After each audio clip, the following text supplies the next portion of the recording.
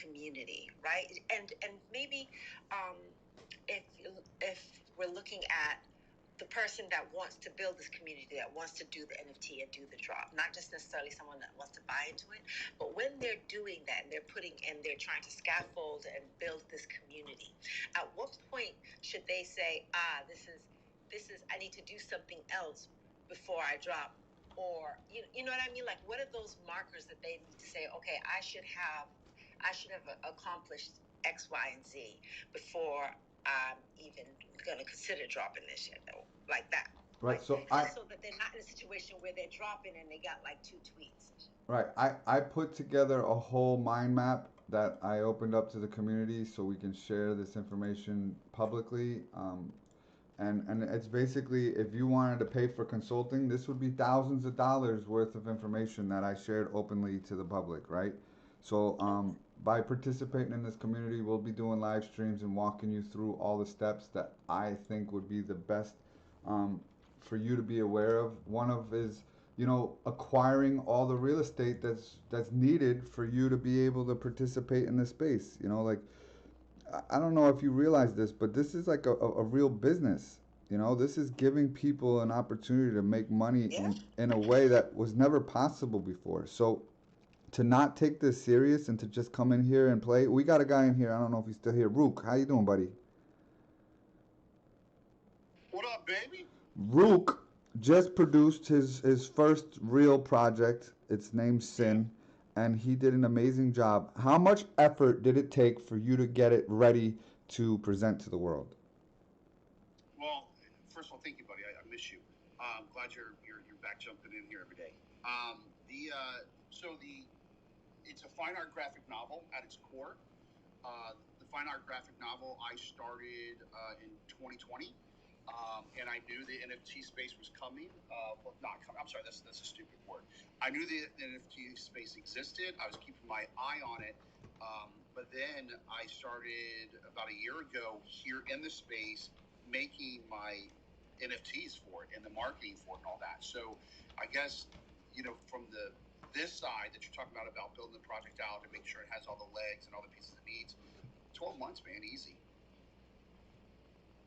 So how many people did you onboard into your Discord before dropping the whole thing? Oh gosh,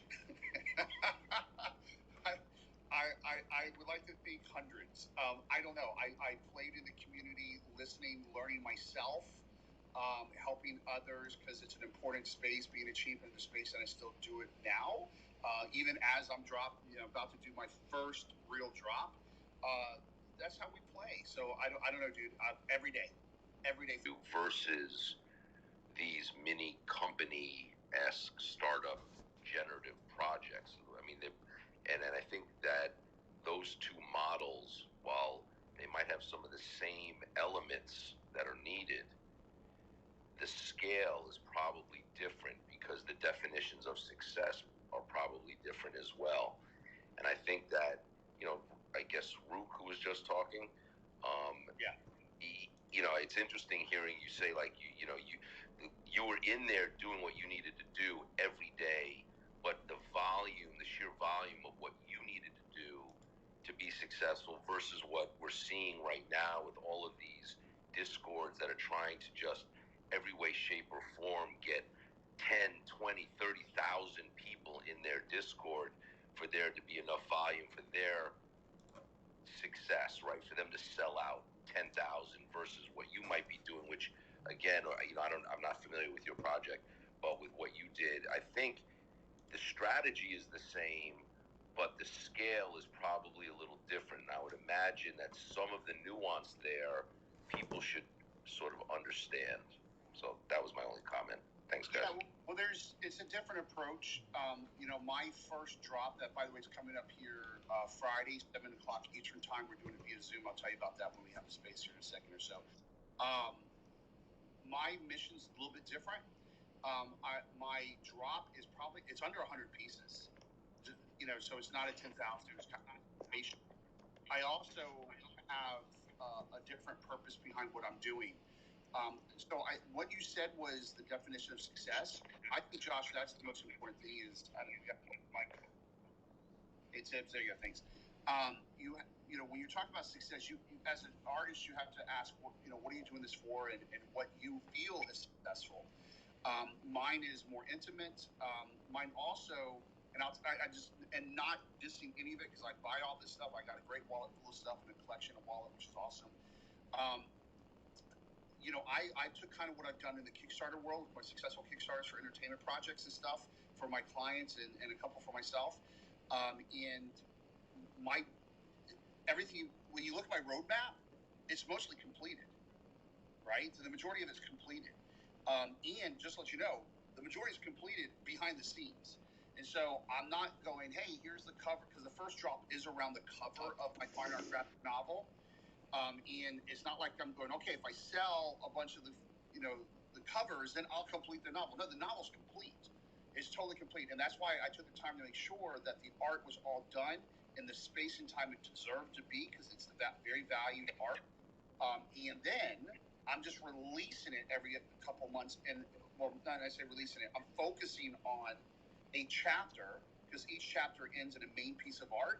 And that is being released with another episode of the docuseries, another song from the album, another set of NFTs. That piece of art. What's interesting with what you did, and it's really interesting to me, is that, and I compare this again to just my experience in the old world, sort of startup software world, is that you completed your product, and now, and that took you, like you said, I think you said like 12 months of like getting the project. 24 months.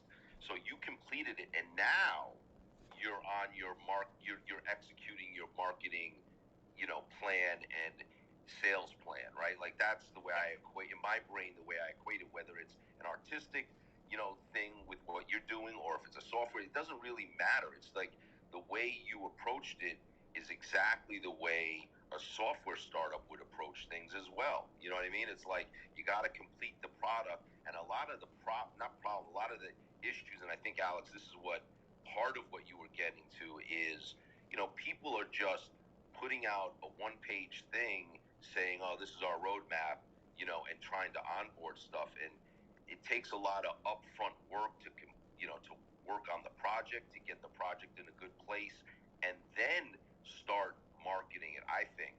And I think that what's happening right now, and where a lot of stuff is going to fall away, is things are moving so quickly. People are being asked to invest in projects that there's not a lot of thought that has been put into these roadmaps and marketing plans. That's all there is like, and I think some of them, there has been a lot of thought, and if you can find those and they've communicated that and they're on their way, that's phenomenal. But there's a lot that it just strikes me that because there's this fervor of just fear of, the whole FOMO thing, that the second you hear about something, people are jumping on it, and the initial thrust and sales might end up just not, because the people might not end up executing on that simplistic marketing plan because it hasn't really been thought out a lot. And it's really hard, I think, for the community to figure out which ones have been well thought out, which ones aren't, because things are moving so fast. That's my own opinion, though. So again, so Josh, yeah. I agree with what you're saying, Josh. Right, about the way that IT delivers. But one thing that you kind of missed out here, which is also good and bad. So the IT world has changed how they deliver products. They no longer do the waterfall, which is where you spend 12 months developing a product, only to realize that your audience didn't want that product. What they do is they use Agile. Agile, as 100%.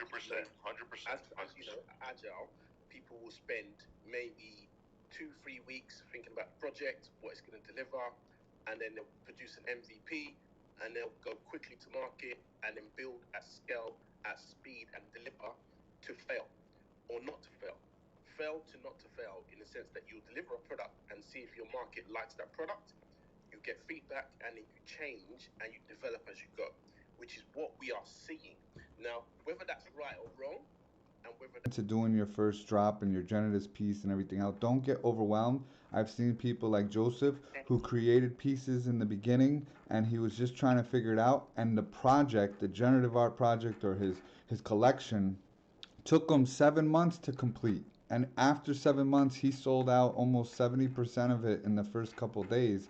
And that accomplishment not only financially improved his life, but it gave him the confidence to keep moving forward because he had fans that really believed in him. And now this Joseph was running rooms for days, for hours, and just built the community, answering questions, leaving little Easter egg hints that he was going to be producing his own collection. He didn't go and, pitch fest and shill it daily. He just built real relationships with real people every day, put his time in, and his reward at the end was that he was able to complete a project. And doing some of these projects, you're not going to want to do it alone. There's multiple different roles and tasks that have to be completed. So you might want to complete this with a team of people, and you're going to meet those team of people in rooms like this. I have a question.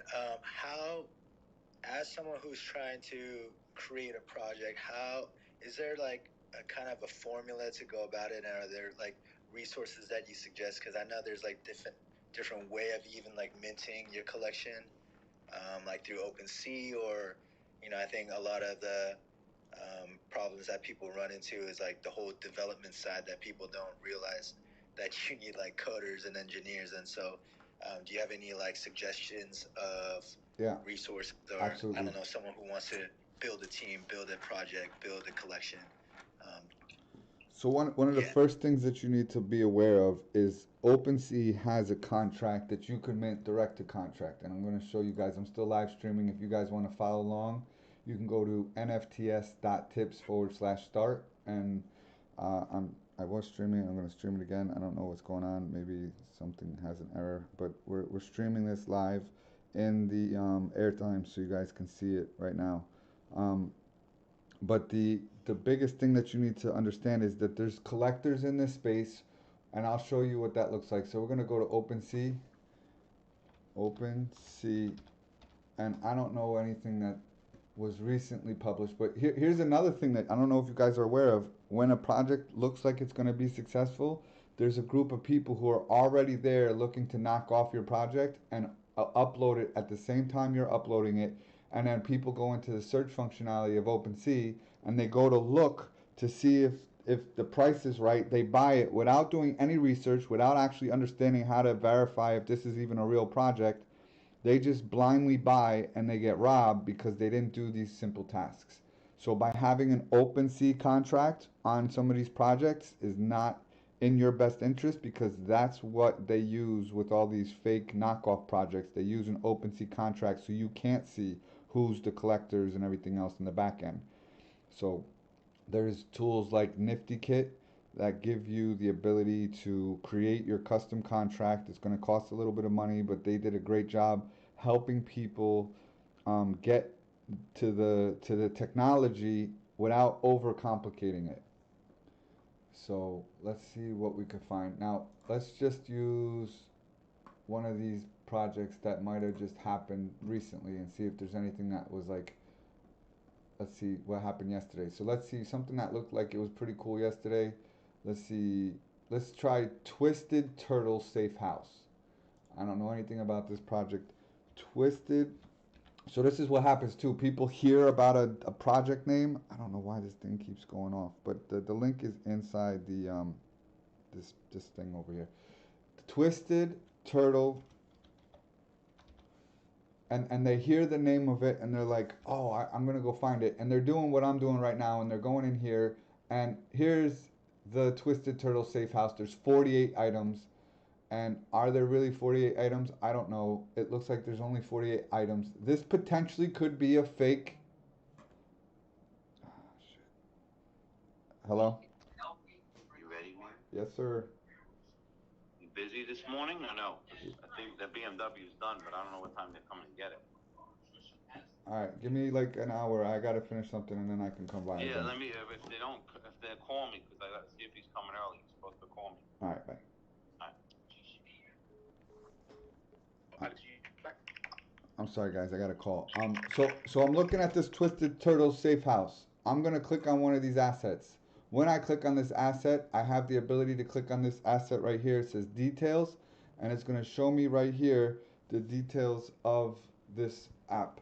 So look at what it says: OpenSea shared storefront. Somebody explain what that means, because I gotta do something real quick. Anybody know what that means?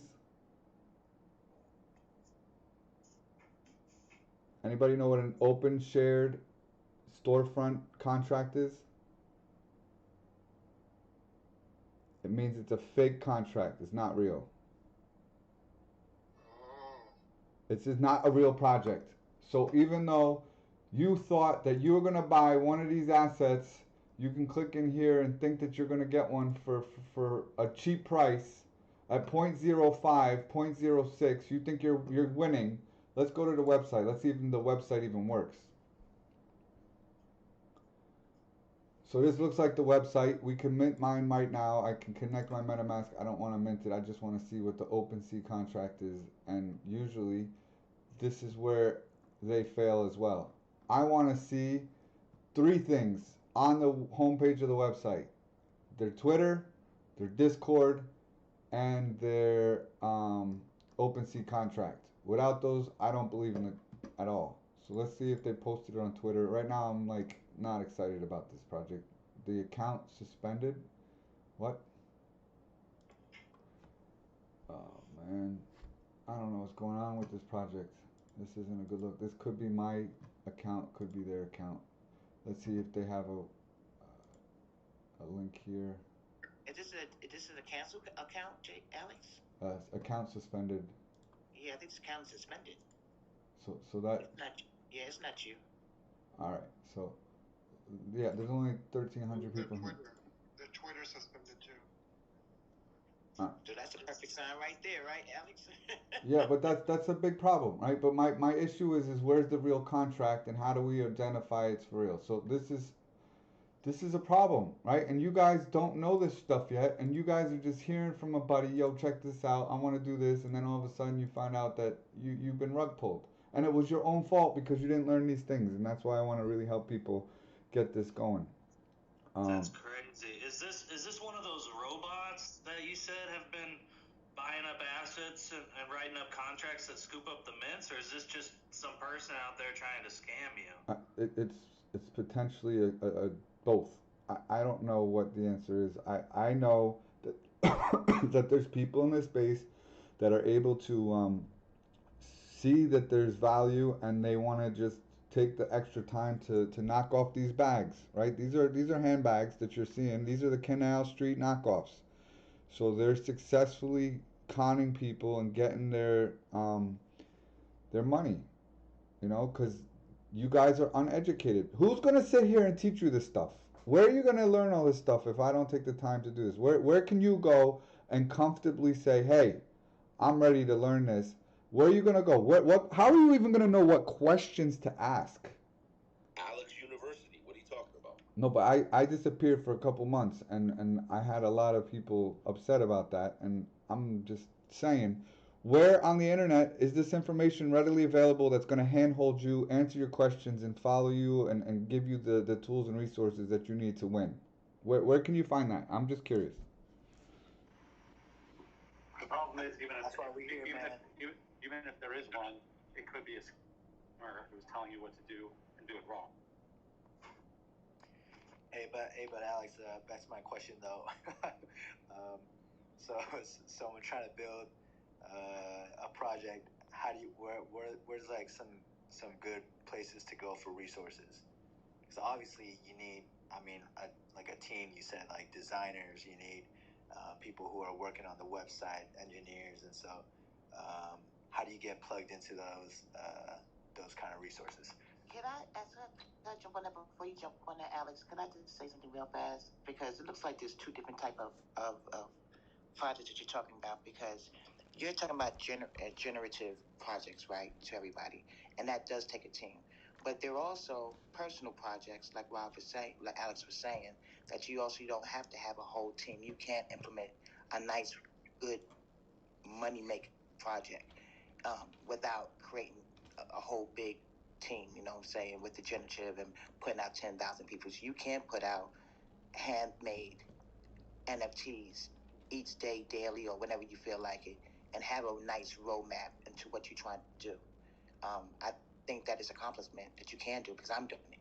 And I've been fantastic in this space with a small little of hand painted, hand digitized artwork and NFT. So it's not like it can't be done in a small amount and a big amount. I think there's two ways of doing this. Don't you think, Alex, of giving them the whole picture, unless you're just talking about a generative project, period, then I totally understand you. But you can scale down to just trying to be starting this space and beginning and learning the space. Because you definitely have 100%. You need a path, you need a community, and you need to know how this works. Before y'all jump in, I think a lot of people just jumping into the big generative project, which is fine if you feel like you can accomplish that and you have the team to do that, great. But don't you think you should start off small sometimes to learn the whole, because this space grows very fast. Every minute something different. And there's more to this NFTs. There's a whole world out there. There's a world where you can buy space, land, buildings. That's my whole future. I look at these NFTs as a future. Like this is generative wealth right here, guys. This is money right here. And I take this seriously as my business. That's why I came on this app for my business, to put my business to a different aspect. So I'm just saying, maybe we should explain also the different ways you get in it, just besides the generative projects. Because I see a lot of people jumping on, and if you don't know how that game works, it's hard to just jump on. We do like a more of a passion project. It's not like it's not like he's depending on his income for it, but he's like, he was created his own Discord, but he was like trying to onboard people in the hundreds, not like 10,000 people. And so it was just more. It reminded me more of like what we want to do. So hearing what his and he basically worked. He did like a graphic novel or something, right? And so he worked on the whole novel for the last 2 years, right? Completed it, and now he's like launching. He's just talking to us as a little. Josh, are you talking to us? Josh. And so it's interesting the way he thought about that. So look, Josh, are you talking to us? How long it's going to take us to complete our, Josh. Okay, there you go. Sorry about that. Sorry, guys. Alex, did you hear what I was saying though? Yeah, I'm gonna set this up so you guys can see as soon as I figure out this Alexander. No problem, guys. Because I think there's two different spaces. There's a generative space and there's a space where you can launch your own person to learn. I think before people start jumping into these big generative projects, you really got to know your shit, guys. Let's keep it 100. You got to know your plan. You got to know your game plan. You got to have a lot to go with that. And if you're not prepared to spend that money and spend that time, because it's not overnight you're going to get this generative project and you're just going to blow up. It takes very much time. Very much time. It takes 6 months to at least a year to really get your shit together. But if you're not ready to do that and you're not ready to jump in there, I think you should start somewhere where you need to learn the process. Start one-on-one. Learn the community. Learn what's going on before you jump in. And jump into OpenSeas and learn and to start your project. Learn how this stuff works before everybody starts jumping into these big-ass projects, because y'all not going to be able to hang. You really got to know your shit. So before you onboard people to these big generative projects, I'm not saying you shouldn't, but just look at the whole page before you jump in. That's my word. I'm jumping the mic this time. All right, so I'm on a mural board right now, and I'm going to show you what my thought process is, backwards engineering all these different things that I've seen, and this might give you the blueprint that you've been looking for and give you the understanding of how much actual work goes into whether you're doing any project, a generative art project, your own project. There's similar steps. And this was a project that I wanted to create for the people who are just coming into the space, because there's a lot more people who are not in this space that are going to have to learn.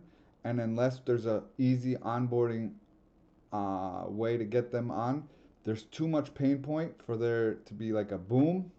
So there's going to be baby steps of things that have to happen. And I figured, what if we did a generative art project called Blockchain Babies, and we walk people through the experience so people can have an idea of how to get into the space, but do it in baby steps.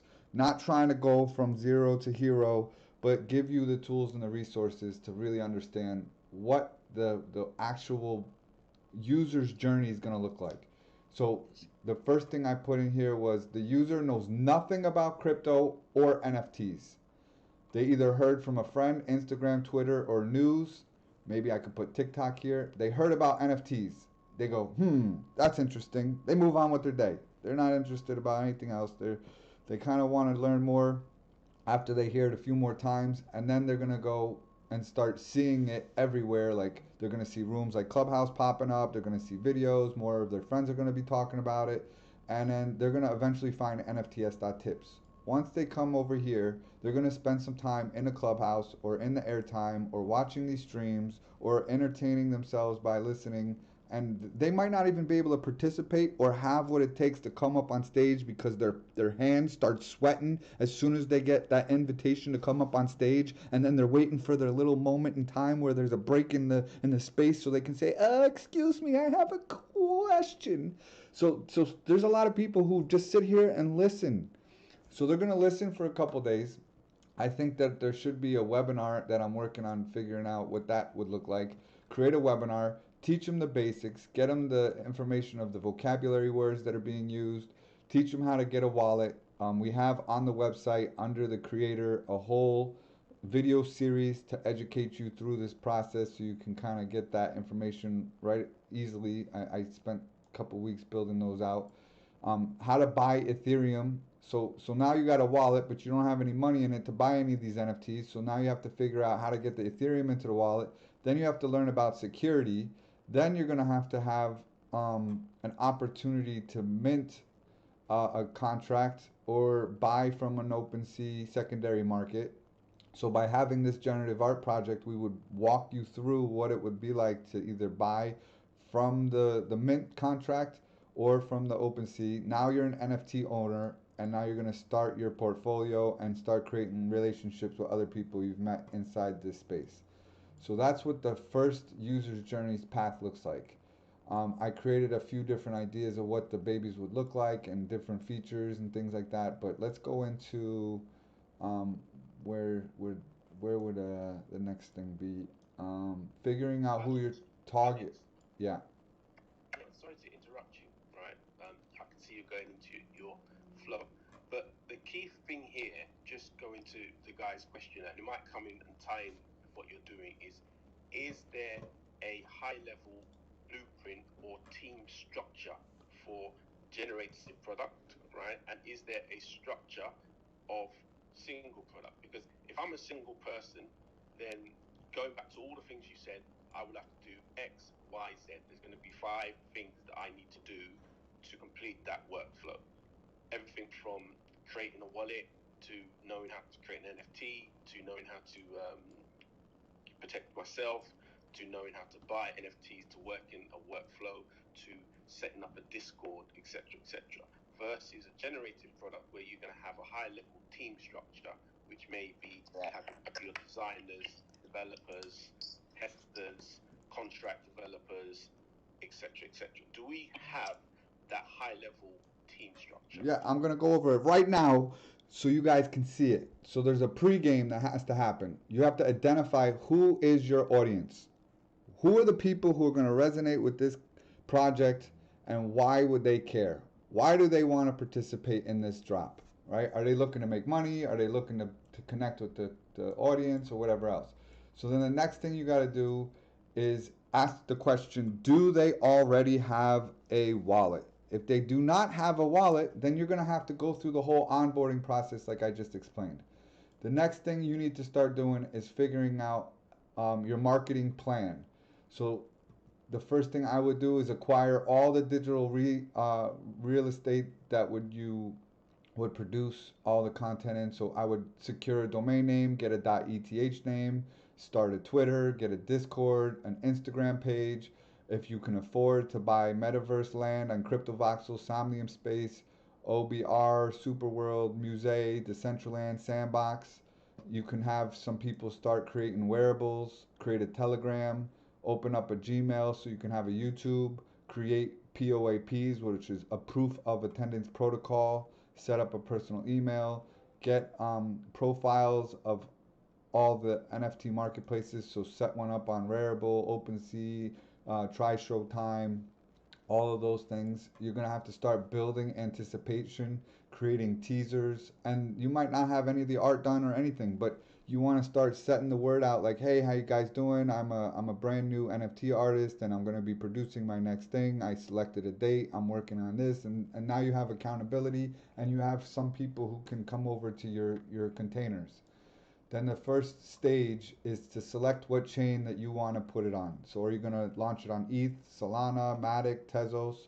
Once you identify where you think you want to put your assets, then you're going to have to figure out what marketplace or solution that you want to do this in. Are you going to use a custom contract where you're going to need to pay developers and the path is a little unknown and you have full control, but there's people in this space that are in the dev world that they'll hold you hostage when they think that you're going to make more money than what they originally agreed upon, and they have the whole power. These are the gods of this land, this domain. So if you don't make an agreement with these people and they're able to say, hey, cool, I'm ready to go, you could potentially be in a really dark place if you don't have the right devs. So that's just a warning. Then you can do it on Known Origin, Nifty Kit, Cargo, OpenSea, Wearable, and a few other places. And each ones have their pluses and minuses. So you got to figure out what that looks like for you. Then the next thing is your agreement for a split. So if there's more than one person working on the project, are you going to create a commission split for every asset that's sold, that they're going to be a one-way split that automatically happens for the lifetime of the project? And if so, you might have to choose a specific road path that's going to give you that ability. The next thing is pre-minting. So you got to get yourself ready. You got to upload your artwork. You got to get the title, the description, price the piece. How much are you going to price it for? Are you going to decide that you want 5,000, 100, 1,000, 10,000? How many artists are involved? What are the extra utilities that you're going to use with this project? How much time did it take you to make this project? Finding out what the market is yielding for similar projects. So if you see that these generative art projects are listing for 0.07 and you want to list it for 8 ETH, you might not necessarily have as much success as you think. So you have to be aware of what's going on in the market. Stage 5 is buying your ETH and loading up your wallet because it's going to cost you money to mint the contract. Once you mint the contract, then you're going to be live, and now you have to focus on user adoption. So you're going to have to be hosting drop parties, hand holding videos, giveaway, contests, games. And this is another observation I made. Just because these discords have 20,000, 30,000 people in there, it is highly possible that they were using competitions like invite contests to onboard people into the Discord because they think that they're going to win an ETH prize by how many people they were able to invite. And now you have a bunch of people in a Discord who are not qualified buyers. So just because you see these numbers and you look at how many people are interested in it, another thing that I go in and look at is how many people are using the emoji button in the announcement channel. So when you see them making an announcement and the Discord has 40,000 people in it and there's only 13 people hitting the I like the emoji button, that tells me that this audience is not really hot. There's a lot of people in there. It's like looking at an Instagram account with a bunch of fake followers, right? So you got to really identify these things. The next stage is following through with your promise. Now, Rook said that he was basically creating his project and he had most of it done. And most people that are doing this are not participating that way. They're basically saying, hey, I got this idea. They're using this money. They're raising the funds, and then they're going to deliver the game or different things. So the Yeti project, they promised to the community that they were going to have a game and a metaverse and everything out. But the amount of time that it's going to take them to produce on that promise is going to be so far down the road that people were like, yo, I want my liquidity back. And they're like, you know what? I'm just going to sell this because I want my money so I could buy it and make more money. And they didn't really believe in the project in the first place. So you're going to start seeing that the prices of these long-term projects are going to dip because there's a time of building that's going to prevent them from having the belief of the community behind them. The next stage is going to be activating the metaverse if you so choose. There's different websites like On Cyber where you can easily get your own little metaverse gallery.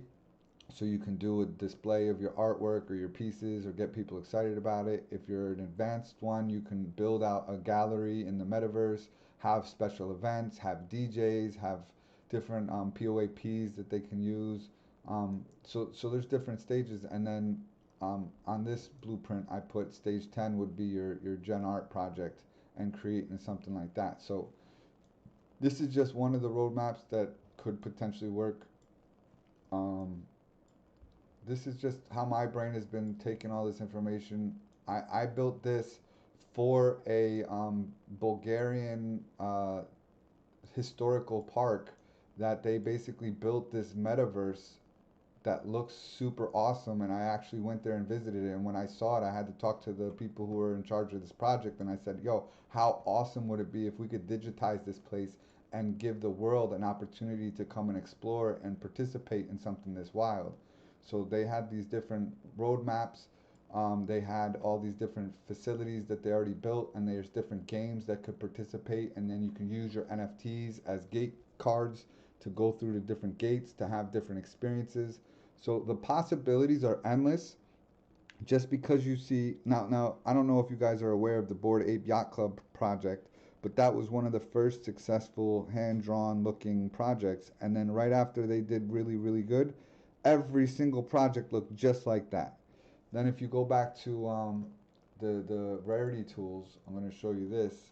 That there's Alex, I'm gonna rein you back in, yeah, because you've given us a lot of information to take in, and it's all everyone's digesting it. However, right, so what you've gone through is a load of tasks that you would need to do for more or less any project, right? Now, the best way for me to kind of take that forward would then be realistically for all of these particular tasks is to then decide who needs to do what for each one of these individual tasks. If you're a single person, you're going to do majority of those tasks yourself, versus if you're a project, you're going to split these tasks up into sections. So for example, when you're talking about all the marketing, maybe one or two people in your team who are going to concentrate on setting up Discord, managing it, and doing some of the marketing and the social media influencing and the social media kind of handle it. Versus if you're deciding on where to mint and the contracts, etc., you're going to have some technical people on your team who are going to know about contracts and are going to know how to basically speak to the developers and understand how they are implementing those contracts and what it means to you as a group or a business when those contracts are implemented. So just taking that into consideration for people that are listening to Alex, that there's a lot of tasks here, and most of these tasks will apply whether you're doing an individual drop or a generative drop. You will still need to do some of these in some cases. You don't have to do all of them, but some of them are very important. I just kind of wanted to realm that back in before Alex, you went on to the rarity and other bits and pieces. So back over to you, Alex. Yeah, and Alex, go ahead. I'm back, buddy. Sorry, my internet went out just when we were talking. I think just so that I know that we have 101 here. Alex, you said it best. This is a business. This is a career, and so you take it serious. And then again, no judgment or disparaging on this stuff. One of the challenges is when you have creatives creating things. The imagination sometimes goes wild, and you have a lot of future casting that sometimes is saying in a committal a delivery, going, we are doing this, and we're doing this, and we're doing this, without the proper clarity and disclaimers and positioning. There's a lot of overpromising, overreaching, and really defining future casting things. That happens, by the way, in everything. But just look at this, and I know about Alex, you built some successful businesses yourself, and you come from the mainstream as well. You would, if you're a house contractor, you wouldn't go sell out, five. Really, this is what's happening. You wouldn't go sell someone on, I'll build your house. What's happening is I'll build you an entire town. All right. But by the way, I don't have any labor. I don't have any electricians. I don't even know how to carry a hammer. Right. So there is that kind of stuff happening. So that's why it's important when you're looking at these projects to look at the team, make sure the team is showing you their resume, making sure when you look at their roadmap, use some practical, just logic going, is that a big leap? Now, by the way, if you are building a roadmap, you can accomplish this stuff. Also understand you have to have a sober articulation of what that looks like as well, because that's well balanced. But it's not that difficult. It's easy to get confused. It's easy to get confused on what you're trying to do versus what you actually are doing. And it's harder even to articulate that. But it's also easy to get confused and get caught up in the hype of when people are saying things in a definitive way, what is real now and what is really future casting. And it's okay to future cast. But there are some that are saying, when we hit this, we're going to do this. When we hit this, we can do this. Then look at their team and go, have they done it before? Because there's a lot of new here.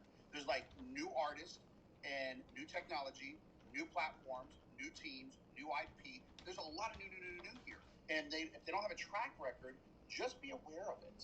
And there's nothing wrong with that. I just think it's very, very clear in what you're saying to mine. I've been here. I've been doing this for decades. I mean, seriously, my creative company is 25 years old coming up here in a week or two.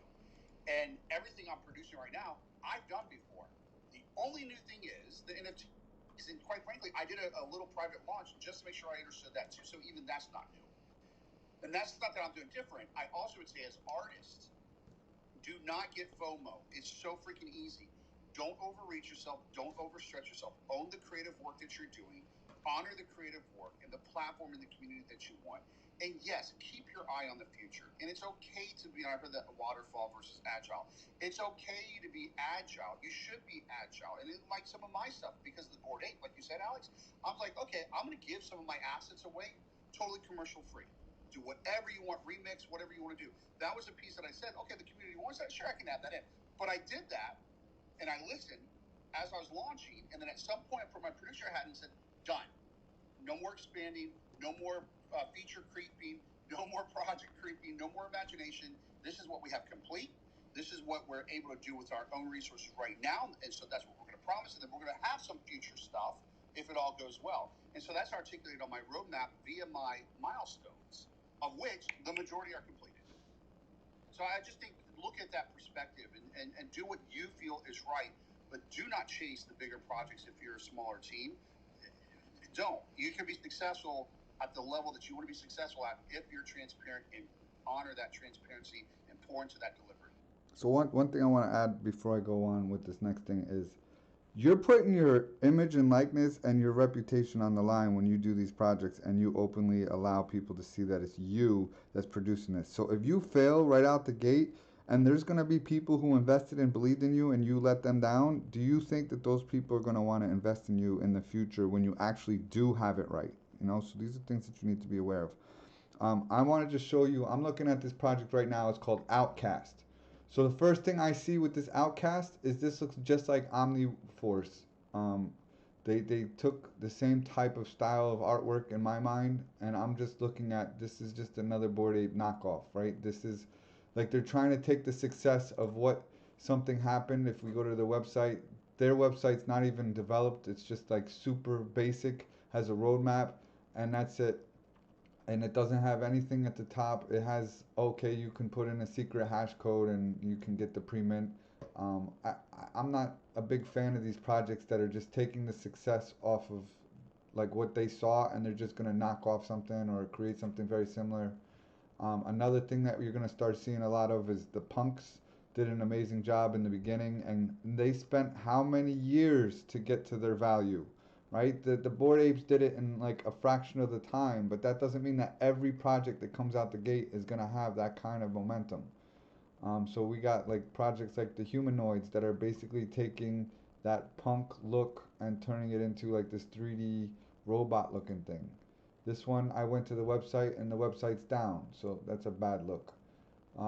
Another punk project that's like a two-dimensional 3D punk.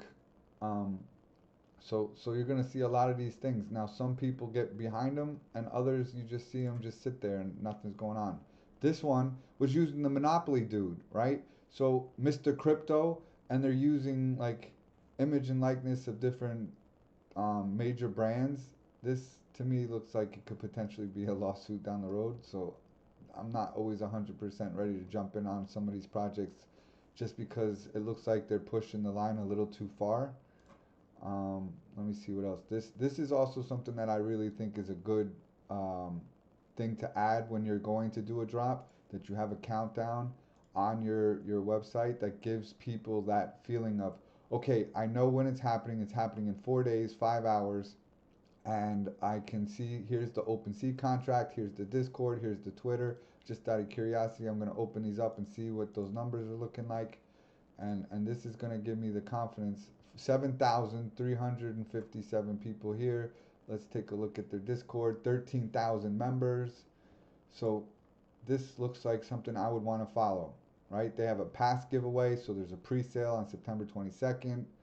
Let's see how many people are interacting with their posts. You know, like these are the different steps that I'm taking before I even say, you know what, I'm gonna spend $500 or $1,000 on this. So it's 0.07. So I have these tools that are ready to go. I put it in here. I don't know off the top of my head what that is right now. So I put 0.07. I hit submit, and this tool on my Google Chrome says it's $204. So the $204 is how much it would cost for me to mint one of these pandas. Then I would start looking into why should I care? It passed all those tests. Now I'm going to start looking at the graphic design. They have a little comic book, little production thing here. It has something about community ideas and voting, and then production. So like this is kind of cool. I'm not going to sit here and read everything because my brain doesn't have time to look at everything, but I'm looking at the overall framework of how much time, effort, and energy did they put into making this look cool. They got their team. Is there a link to their team members? I don't see a link, so it just has some whack names that we don't even know if there's an association to these people, if they're made up names. So that's a little bit of a concern. Let's see if there's an OpenSea contract. Over here, we click on this. That brought me to the Discord. I hit the wrong button. Let's see if there's an OpenSea. So this is the OpenSea official link. So if you're searching for this and you're not getting this thing in the regular one, it could potentially be dangerous. So there's currently 2.8 thousand items that were minted in 700 owners. So one of the first things that I do when I look at these projects is I go into the details. I look at this Etherscan, and this is where all the magic happens.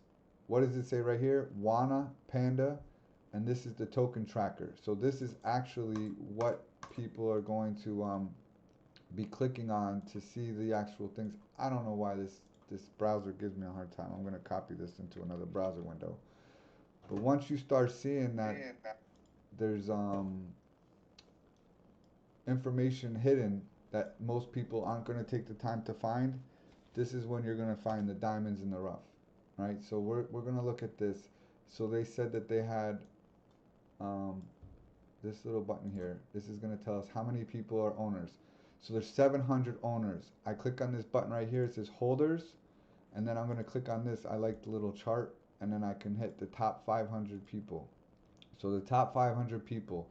So this guy owns 142 of those pandas. So then my next question is, who is this guy? This guy has 69, 53, 52, and then it goes all the way down to the bottom. So majority of these guys from 500 to, let's see where this number stops, from 500 to 425 all purchased only one asset. So that really tells me is 425 to 700 only bought one, and these are your little guys that just support the project. Let's say up to 10. So the little fish that are coming into this pond are from 27 down to 700, and now you're going to start getting into the bigger numbers, and there's only a couple of, like, let's call them whales. So what you could do now to research who this character is, you copy this link, this wallet address, you can go into OpenSea and then paste that OpenSea.io/ and then Command V, paste, enter. Now this is going to show us that wallet address. It has a name called ApeRod277. He currently has 223 assets in this wallet, and you can just skim through his wallet to see, like, what is this guy collecting? Is this guy have anything of real value. It looks like he has some of these space dinos and space punks. It looks like he aped in on this harbor yacht thing. So by taking an idea and like learning who these players are, because all of this is public information, you just need to learn how to read it. And once you have the ability to read it, then you're going to be able to make more educated decisions based on these drops. And if you took a look at this rarity tools, look at how many drops are happening per day. So this is, let's just go to today's sales. Morning, Alex. Good morning. We got 1, 2, 3, 4, 5, 6. Joseph, if you hit the little rainbow button on the right, you'll be able to on the stage because you're 7, a host. 8, Come up, 9, hi, 10, Joseph. 11, 12, 13, 14. 14 projects. Sorry, 14 projects are popping off today. 14 projects. Do you have 14 times $400 to be buying one of each of every project every day? Highly unlikely. So are you going to win by buying every project? Probably not. There's a lot more duds than there are winners. And you got to really take the time to do your research, understand what you're looking at. And we're going to stop doing the screen share and answer some questions now. Do you guys have any new questions for me?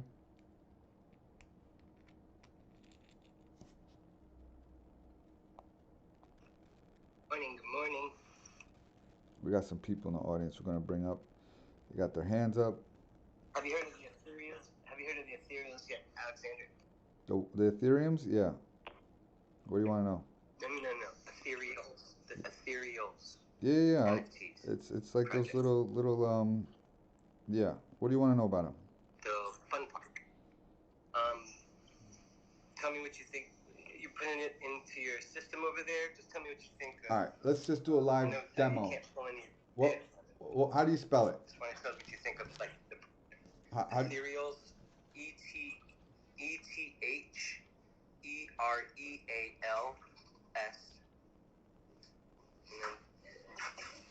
NFT. All right, let me see if we can find it just off of that. No. So I'm gonna have to put. There's Ethereal's WTF. Let's put NFT. All right, I think it's WTH. I think I've seen these. Right. This is actually a different project than what I saw. So enter the wormhole. Is this what I'm looking at? They're little ghosts, boogie boogie. Yes, sir. So why would I want to care about this? What's look at the four of the team members are 40s. Okay, so this is interesting that these people gave us their identity, right? So they put their reputation on the line right here, and they put their name and their Twitter and Instagram right here. So yes, you can go and look at them and so see who they are. we know who Warhuddle is, and that picture was taken in Miami because I remember it. Let's see who else. He came to the tip. Yep. I think JR we know, right? JR is dope, of course. He's one of the developers, team members of OmniForce. Okay, so you're betting on this project because of who's behind it. Partial, and then the artwork is amazing, and then when you look at the entire overall, when you land on the roadmap and everything, it's legit. Straight up legit. Now when you enter the Discord, it's even crazier. What's it called? It's called 6,000 people and 5,000 people in the Discord. Ethereals.WTF. It drops October 7th. So I just want to see what you guys think about it. Alright, so let's see if they follow the rules. They have the Twitter, the Instagram, and Discord right here, easy to find. If you don't make that easy for people, they're going to lose confidence in your project. Let's take a look at 2,415 tweets. These guys are tweet monsters. They got 3,700 followers. Let's take a look. 300 likes, 192 retweets. So let's see if they're getting that on an average. Looks like they're doing all right. Let's take a look at the next thing, which is their Discord. So you're going to open up their Discord. You're going to take a look at how many people are interested in here.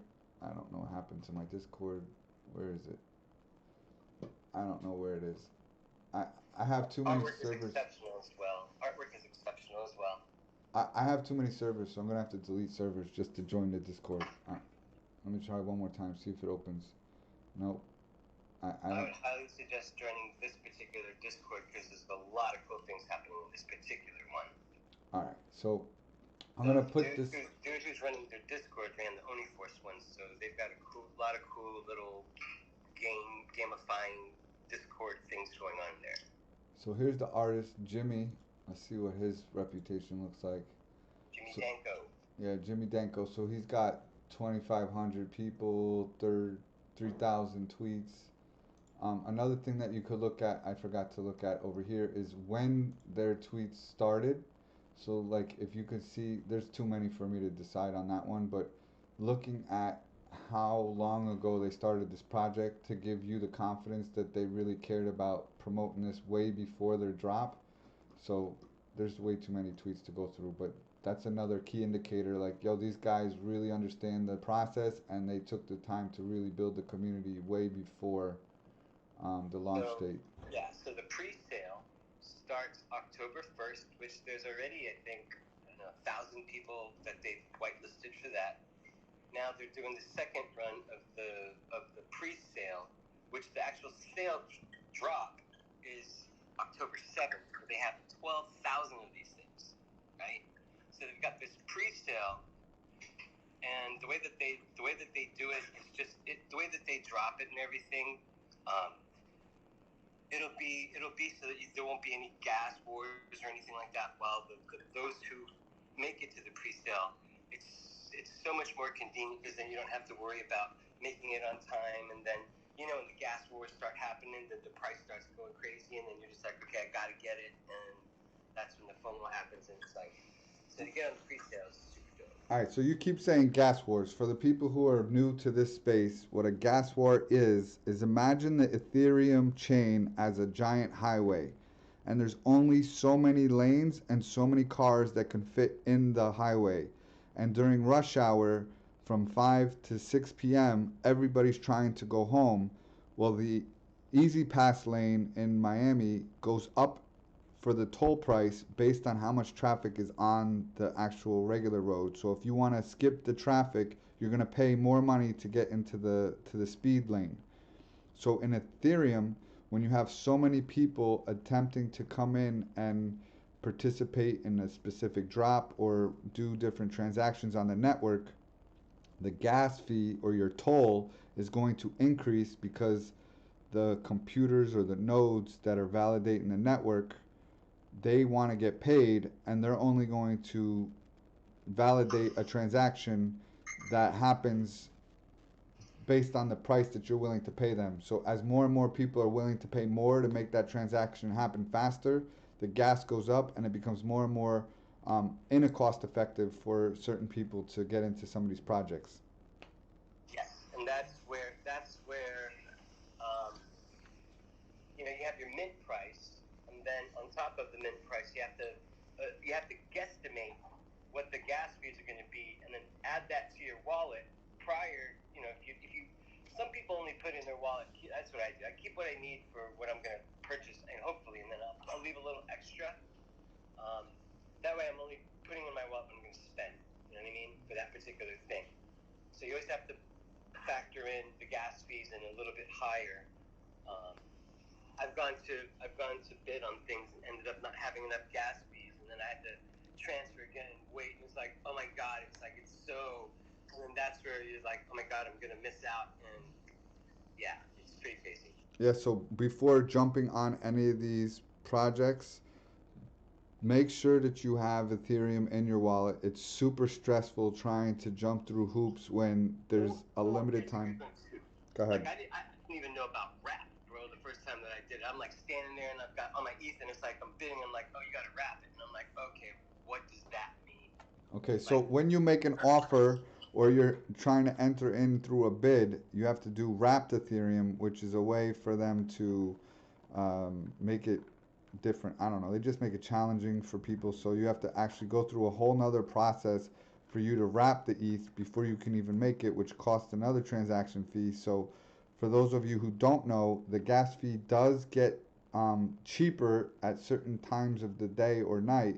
So there's another tool that I use called Gas Now. It's a Chrome browser extension that gives you the the GUI and the cost per transaction right now. So right now it's 96, which is about $5.97 is what it would cost to do a transaction at this time right now. And it changes every second.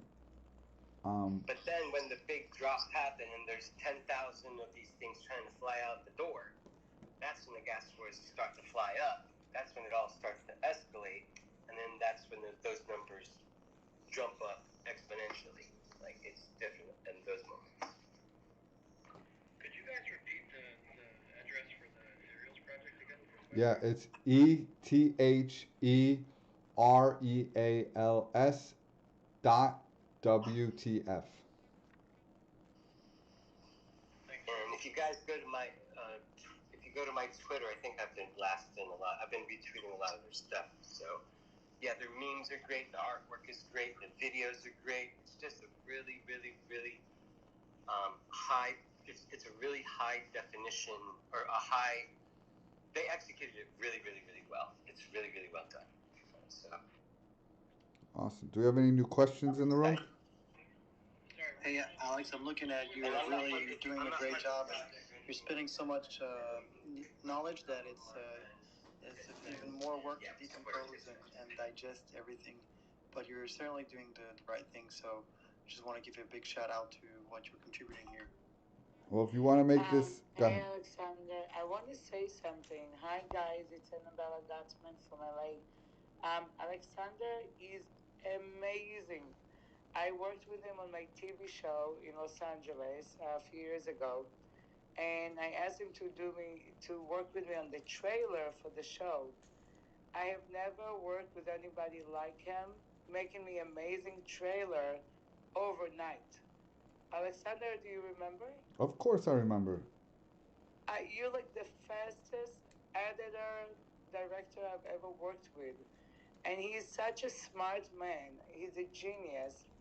We did a TV show called Click, a really good show that I wrote, produced, and it was a funny, cute comedy show, and very creative, beautiful filming. And I was looking for an editor to do a trailer for me, right? And I interviewed a lot of editors in Los Angeles. When I saw Alexander work, I was blown away.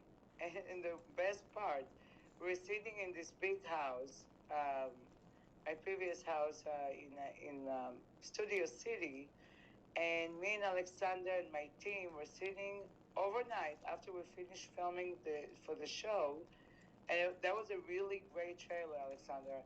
He did the trailer in 4 hours for a good TV show. And I said to him, I can't believe how fast you work, Alexander. And the result looks like you worked on it for 2 months. So I just wanted to say, anything Alexander does, it's mind-blowing. It's just like, he's fast, he's smart, and I've never seen anybody so dedicated to his work and get the job done with amazing results. So whatever you say, guy, just say amen to him, because he's like a genius from another planet. So, and Alexander, we have a very cute video on YouTube with a puppet. Awesome. So for the people who don't know, Annabella is a friend of mine from probably 8 to 10 years ago. I have not paid her to say any of these things. She's saying it on her own free will. Is that correct, Annabella? Yes.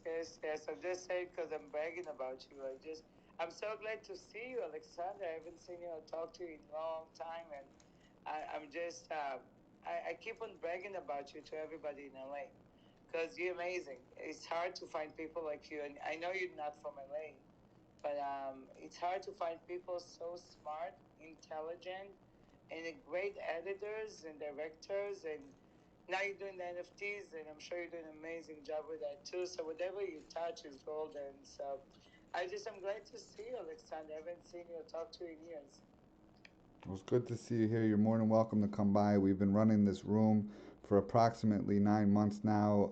In the beginning, for the first 6 to 8 months, I've been running it for 24 hours, 7 days a week, and we grew the community to almost 45,000. I'm going to click on the little house and see. Oh my God! Wow. Yeah. You know what? I have a question, Alexander. Go ahead. Here I'm joining your club because you're amazing. So I have a lot of big companies want me to do an NFT with them, and I almost signed a contract with a big company in London that they want to do an NFT with AI technology and diamonds and gold and make it very expensive, and they want me to bring all my celebrity friends to do the same. So how do I know it's a good NFT company? Which one do I need to trust and do the project? Because you know how many pictures I have and images that can be worth a lot of money. So who do I go with? Well, one of the first things I would ask is how many projects have they completed successfully? What's their track record?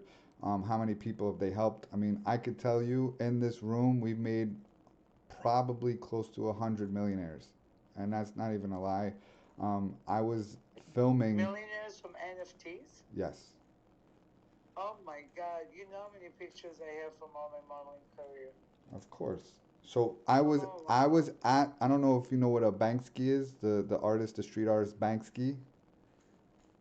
No. So he's a street artist. His art, he'll spray a wall in New York City and then they'll take the wall because that's how much this guy's work is worth. So somebody bought a Banksy piece on a piece of paper. It was worth $150,000.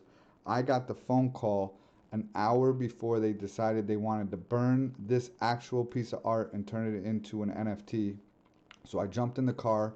I had to make a decision. Do I open up the event? We were having the first NFTs.tips New York event, or should I go to watch this thing burn? So I decided to do them both, and I went to the Banksy first, and I offered them $100,000 cash money to buy the piece before they burned it. They turned me down. They lit it on fire. I filmed it. I Instagram lived it, and then we were able to get him to come on the clubhouse, and we interviewed him in an exclusive interview.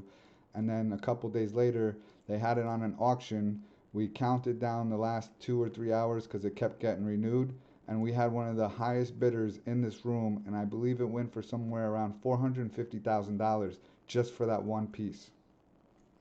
Wow, that's amazing. Oh my God. But why would they want to burn it? So they wanted to make a point, and the point was, do NFTs actually have any value? And this was at the time when people, Absolutely. but nobody knew what an NFT was People back are then. making so much money from NFTs. Of course, they have value. But where's the No, value just come give. from? Right? That's the question. People were trying to figure out, where does the value come from? So the NFT is a proof of authentication. So when it comes from the artist, so you're Annabella and you create this NFT and it comes from your wallet address, they know that this is your actual true identity associated to this asset. So forever and ever and ever, it's going to have that proof of authenticity, as well as a built-in commission that every time it gets sold on a secondary market, you're going to be able to get a piece of that action. I know for facts that people are making a lot of money from NFT, and this is just extra money for people that's sitting in the bank account that they're not even aware of it. From what I understand, this is what, because I'm new to this world completely. NFTs, it's your images, right? So whoever have amazing photos of themselves or their daughter or their kids or their art, you can turn it to more artsy and sell it online. Is that right? That's one version. So what we witnessed was the artists were the first to onboard because they learned about this opportunity. Then the musicians came on board. They discovered that they have a 360 deal, and there's a lot of musicians who don't even own their image and likeness. So it was difficult for them to figure out how to get involved. But then now they're creating soundtracks for NFT projects.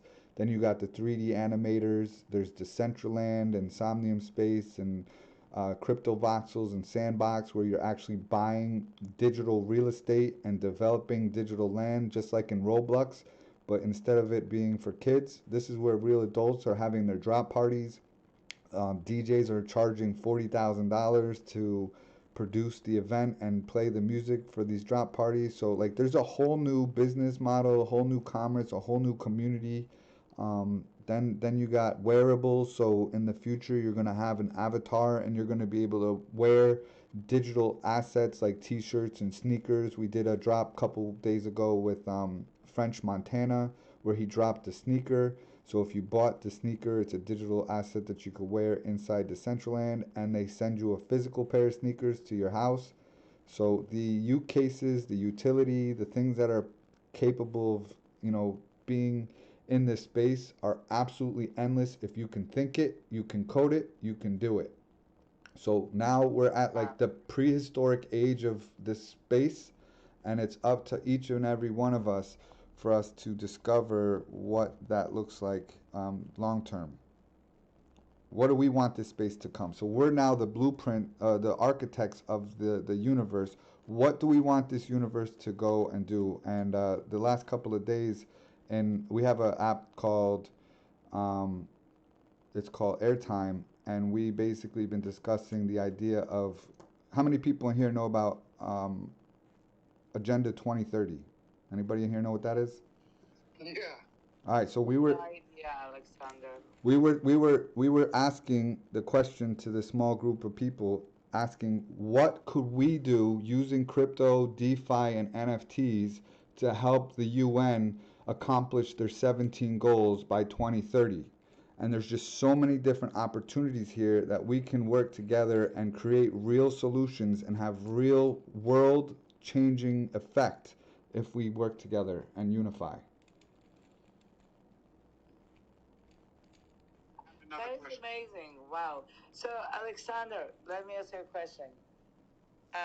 So your answer, if people are approaching me, big companies, we want to make NFT with all your modeling pictures, so I need to look up the track record. That's what you're saying. Yeah, I would make sure that they're a legitimate company, that they're able to actually do what they said, that they actually did what they're asking you to do. And how does it work? Do they pay me, or they pay me from the sales? You need to find out what that agreement is, but there's no reason why you can't take a couple of days and learn how to do it and be in control of yourself. This is a trap that potentially a lot of people are lazy or they don't want to learn and they just want to dump, hey, I want you to do all the work for me. But this is a real opportunity for people to become sovereign beings, which means you control the future of your life, and you're the one that owns the wallet address that's minting these contracts, and you're the one that's going to have the most benefit. So how do we do it ourselves? So the first thing I recommend you doing is going to NFTs.tips /start, fill out the form, and we're going to be running rooms daily again. I took a couple of days off. I got married in Europe, and now I'm coming back on a daily basis. Yeah, congratulations. Thank you. You deserve it. He's such a good guy. Everybody. He's the sweetest guy I've ever worked with and the hardest working man I've ever worked with. We have a really good video. It's Annabella Gutman. If you Google Annabella Gutman and Christmas song with the puppet, you're going to see his cute puppet, the lion. And what is the name of that video, Alexander? Do you remember, with the puppet? No, but the puppet's name is Maurice. I used to do a nonprofit traveling the world, entertaining kids. Maurice. Yeah. He used to travel to do nonprofit with this puppet that looks like a lion to help India and a bunch of countries. And this man is just an angel on earth. I've never seen anything like him. So you're amazing, Alexander. You're just such a nice, good person with a huge heart. By the way, I got a position to be a chief patron of the United Nations, and you should be also in a good position with the United Nations because I know how much you're giving back to the world, and we appreciate you. Yeah.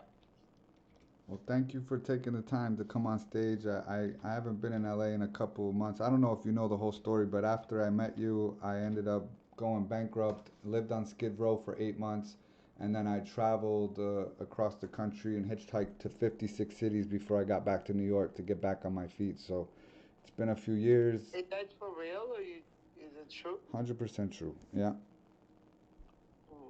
Why didn't you call me? I didn't even call my mom. How about that? My mom didn't even know. Because I just didn't want to put people through stress and anxiety. So I said, I need to figure this out. And I just pushed myself and I went really hard and had to rebuild my spirit and my mind and my thoughts. And now I'm stronger than ever, and I'm willing to, give the knowledge and the tools and the resources away to help make this place a better place. Why? Next time you should have called me, because I'm sure you said my old number. When was that, Alexander? It was shortly after like 2014, 2015. Wow, you should have called me. That's a mistake. You didn't call me. And you didn't tell your mom that you need help? Nah, I got mixed up with the wrong crowd and did some things, and I had to try to like just walk away from things for a while, let things cool off, and just enjoy that. That's right. That's a message for everybody right here in this club. This man should be making millions of dollars, and when you get mixed with the wrong people, be careful. Make sure you always mix yourself with smart, good people, intelligent, and successful people, so you don't get down to the wrong pathway. Um, yeah, Alexander, I'm so glad you're good now and you got married. Congratulations. Hopefully, you're gonna have a baby soon with your beautiful wife. And Mazel Tov. And wow, you see, Alexander, you should have called me. That would have helped you if you called me. Well, thank you. I appreciate you. Aww. We have anybody else in the room that has any questions? I only got a little bit more time. I just got a call right before we started this thing, and I have to jump back into the city, so I'm gonna have to go and handle some business. I just we've been live right now for approximately 1 hour and 15 minutes, so we're gonna take let's do 2 more questions. I have a question. Go ahead. Yeah. Okay. Smart contract. Does it encode game functionality, or is that something like an Unreal Engine? Is the target between 40 and 10 megabytes? Is it really that the smart contract can have? Is it JSON capabilities? Can you push a game through smart contract coding, or is it something that has to be encapsulated inside a Unity project? So as far as I know, the code that you're going to be writing and the file sizes of the things that you're going to be minting, different chains have different limitations.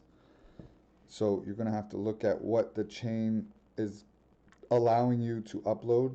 And just so you're aware, what the blockchain is doing is giving everybody who's hosting it, so all of the nodes have to store this file. So if you start uploading 10, 20 gig files, the synced hard drives that are basically managing the ledger would have to be large enough to handle all of those files on that specific hard drive. So right, that the target is in between 40 megabytes and 10 megabytes, that there is nothing outside above 40 megabytes. Is that true? There is some that are higher. I've seen up to 100 megabytes and a few other platforms. I haven't personally used them, so I don't know if anybody else in the room can help you answer that question a little bit more thorough.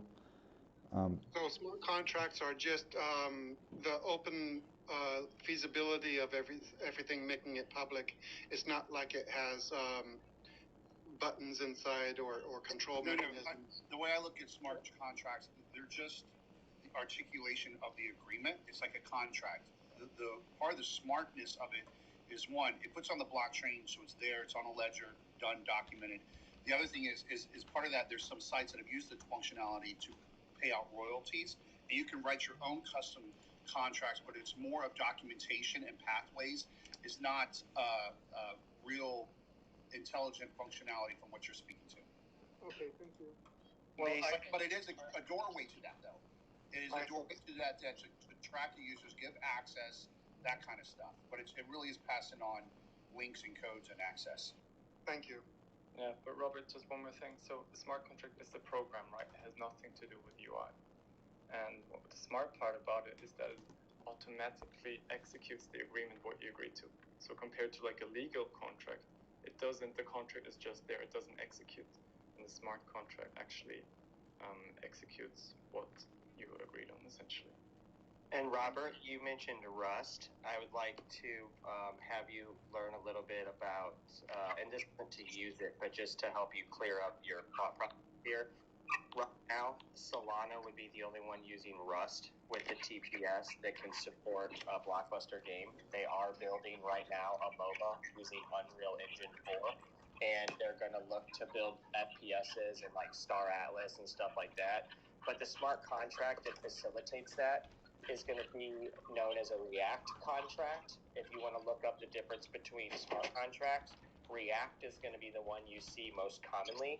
And what that smart contract does, as David was saying, is it basically will help you negotiate between like maybe APIs or service and functionality, or perhaps it tracks wallets for airdrops. Perhaps it has the proof of attendance metrics so that you can reward people who stick through your concert or your show, right?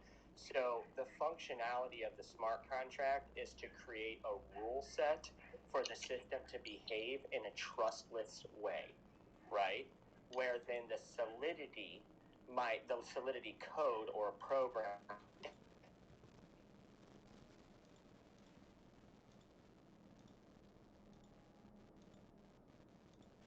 have different functionalities and different utilities, and you're going to need metrics that allow those to operate inside of a trustless system. And all of those things are defined inside of the smart contract, if that helps a little more clearly. Yes, thank you so much. Okay, Alex, I actually have a question. Go ahead. Okay, so I'm working on a platform which lets artists mint NFTs off of Instagram, and it's like an NFT marketplace. And I'm wondering if you have any advice on growing the marketplace and attracting collectors. So you're making your own marketplace, and your question is, how do I get user adoption? Yes, that's right. We're live already, and like I think we've got a lot of traction on the artist side because we make it like super easy to mint off of Instagram. What is it called? BeyondMars.art. All right, beyondmars.art. Let's see what you're doing. So it looks like you got some assets right here on the home page. Do you have any search functionality, or is it just explore? It's just explore right now. Are you planning on creating any extra user like functionalities, or is this like where you're at? I mean, definitely. Like right now, we launched like 2 weeks ago, and right now we're like listening to feedback from artists and users and just trying to implement it. Okay, so why do you think a collector should care about this site? Well, I think we're trying to have quality artwork on the site. So what are you doing? What are you doing to allow quality to do it? What's your method of gatekeeping? Like Nifty Gateway charges how much money for them to even be participating, and they hand selected all their artists. What are you doing that's making a collector feel the confidence that you're going to do the right job vetting it? That's a great question. So we verify artists. So on some of the artists you see the blue check mark, and we have a highlight section, which is the curated section, and we have a discover section where like everybody can mint an NFT. And the cool thing is like everybody can mint an NFT like for free. We're on Polygon, Matic, and we basically cover the minting fee. So like the barrier is really low for people to mint. Everybody can mint it. So we realized we need to have like this curated section, and we did that pretty quickly after launch with the highlight section where we put like the highlights. So what is the process of you qualifying whether or not this person deserves to be on this highlighted page? What's that process look like? First of all, we talk to artists that we verify, right? We want to check like are they like who they actually say they are, like do they have a history of being an artist and not just like some random person or somebody impersonating someone, for example.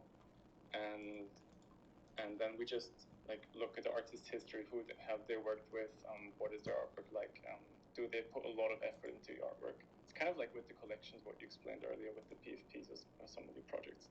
You can tell if an artist kind of like has put years and years and years into his work to like develop it. And who's the biggest name that you have currently on this platform? So we did a drop with Pop Art Dylan recently. I don't know if you know him. Like I think he's a great NFT artist, and I think he was the biggest one. But he had about like I think 10,000 followers on Instagram, and like he has a good community of collectors, which was great because it means we sold, and yeah. I would recommend producing content that's going to educate people in the drops and invite them to come and participate while they're able to like see like there has to be a reason why a user would want to come over here. Is this going to be their main platform that they're going to buy all artwork from? I don't know. Doesn't look like you're showcasing everything. Just off the top. I mean, the cool thing is like once you buy on our platform, it's also an OpenSea, so we don't like lock collectors in, right? They can also like go and resell it on OpenSea, or it shows up in their OpenSea collection as well. Right. But yeah, how do you suggest to like draw in these collectors basically? Like I would hold rooms where you're giving people an opportunity to get to know the artists. So we've done like artist showcases, and then you feature them on your platform and get people excited about it. Are they only one of ones? Are there collections? Do you have other like I'm looking through, there's nothing in here that I would be like excited about yet. I'm scrolling and scrolling and scrolling. So it might just be because it's 2 weeks old and you just need to really define what that image and look is of the aesthetics. Like when I go to Nifty Gateway and I just scan through some of the art, like the stuff is like, oh my God, look at this. Oh, this is so cool. So this looks like a little bit of a lower um, artists, like the quality of the art that's being represented in your curated section is like a different tier level. So maybe identifying what that tier is compared to like a Nifty Kit or one of these places that they're paying a lot of money. What's your mission statement? What is the one liner that you use when you're meeting people in the real world and you're like, yo, come to my place, this is why. What is your why? That's a great question. So our why is like you can mint NFTs off of Instagram for free. And what our like mission is to lower the barrier of entry to the NFT space. So you just told me that you got a junkyard for Instagram people who don't know anything about this space, and they can just come over to your platform and easily onboard. But where was the sex appeal for the collectors? Why should a collector care, based on your statement that you just shared with us right now? Well, I think that's the curated part where we verify artists. We have an Instagram connection, so like people that use our app have to connect to Instagram, and that means they cannot like nobody can be impersonated, and their Instagram username is the username on our platform, right? So nobody like can impersonate a different person, so a collector can be sure that they're actually purchasing from a specific artist who they've been following on Instagram. So if that's the case, then I would suggest putting a button in their profile that gives you the ability to click on them and see that they're the same name. Because I went to this person named Remo Camaru or whatever, and I don't see a button. I clicked on it and it just brings me to his collection that you have here. But if you had another collection that said, hey, here's his social. There's a contact on Instagram button. There should be, if you click on his name, then you should get to his profile, and there's a contact on Instagram I'm looking at it. It says place bid. I click on his thing. I'm just saying it doesn't make it easy for me as a user. Yeah, it says it here when you go to his page. But if you can add that button maybe to the pieces, so it's down here at the bottom where it says view on Polyscan, view on IPFS, and view metadata on IPFS. If you could put a check him out on Instagram on all of their profile, on the profile of each pieces of art, it would just give the people the confidence that this is the real thing. Because you're asking people to know about buttons that you know about because you designed it, but the person who's coming to your page for the first time, it's going to take them a few times to even discover where to go. Yeah, that's good feedback. We'll definitely do that. Thanks. Yeah. But I think you need to work on the why a collector would care about this. You made it easy for users, so maybe, I'm not saying that this is the answer, but maybe the answer is, we made it so easy for people who are in the Instagram world to come into the NFT space. You're going to now have access to a wider variety of artwork that you're not going to be having access to on some of these other platforms because the barrier to entry is so high. So you're going to start being able to see some of the real big artists on Instagram migrate into our platform because we focused on making it easy for them. Okay, I mean, one of the problems that we faced kind of is it's hard to get like the big NFT artists that like everybody knows, right? Because they get asked to be on like different platforms all day, 10 times a day. Yeah, but you're not focusing on that. According to the conversation we just had, you're going to be focusing on the people on Instagram who don't know anything about NFTs, and this is their first place to present their artwork, and you're basically migrating an audience of the newbies that are really talented artists. So you're hand selecting people from Instagram and giving them an opportunity to get in front of the NFT community. Yeah, but also big artists that aren't in the NFT space yet.